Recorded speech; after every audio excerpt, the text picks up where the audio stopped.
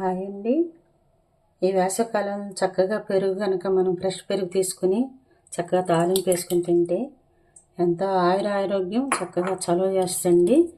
మనం ఈ కప్పుడు పెరుగు తీసుకున్నాను నేను.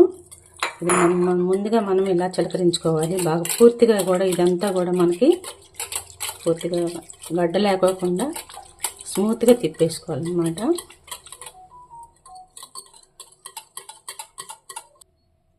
ఇలా స్మూత్గా వచ్చేదాకా కూడా మనము స్మూత్గా చేసుకోవాలండి. ఎక్కడ గడ్డలు లేకుండా. అయిపోయింది. 1 minute 2 minutes అంతేనండి. స్టవ్ వెలిగించుకునండి. తాలింపుకి ఆయిల్ పోసుకోవాలి. ఒక 2 స్పూన్ సరిపోతుంది.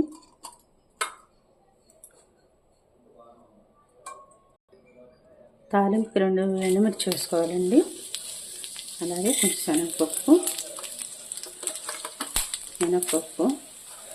ఆవాలు, జీలకర్ర, పసుపు, కొంచెం చిటికెడు మెంతులు, అలాగే వెల్లుల్లిపాయలు,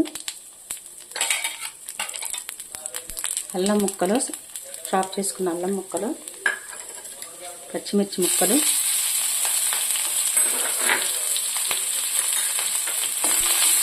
అలాగే ఉల్లిపాయ ముక్కలు,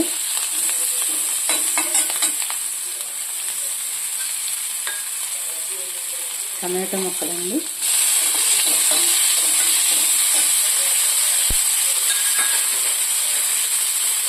ఒక ఉల్లిపాయ పైన పట్టిందండి నాకు. ఇవన్నీ వేసుకుని చక్కగా ఒక 2 minutes వేయించుకోవాలి.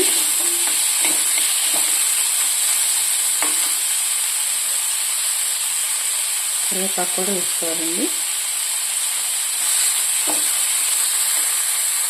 ముక్కల వరకు ఇంత ఉప్పు వేసుకోవాలండి వేగటానికి.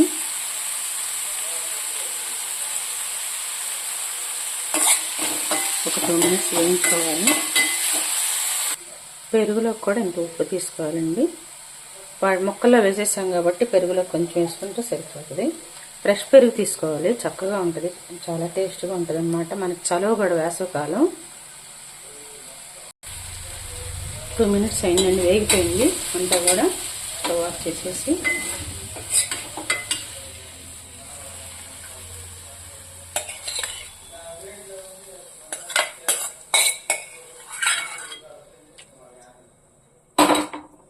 కలిపేసుకోవటమే.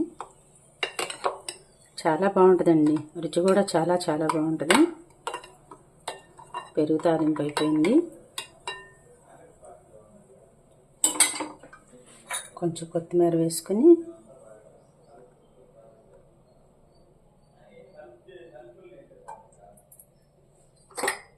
అలాగే బాదం పప్పు,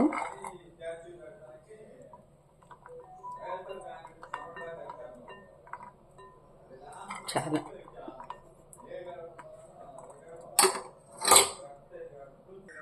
పైన దానిమ్మ గింజలతో గార్నిష్ చేసుకోవటమేనండి. ఎంతో టేస్టీ అయినటువంటి పెరుగు తాలింపు రెడీ.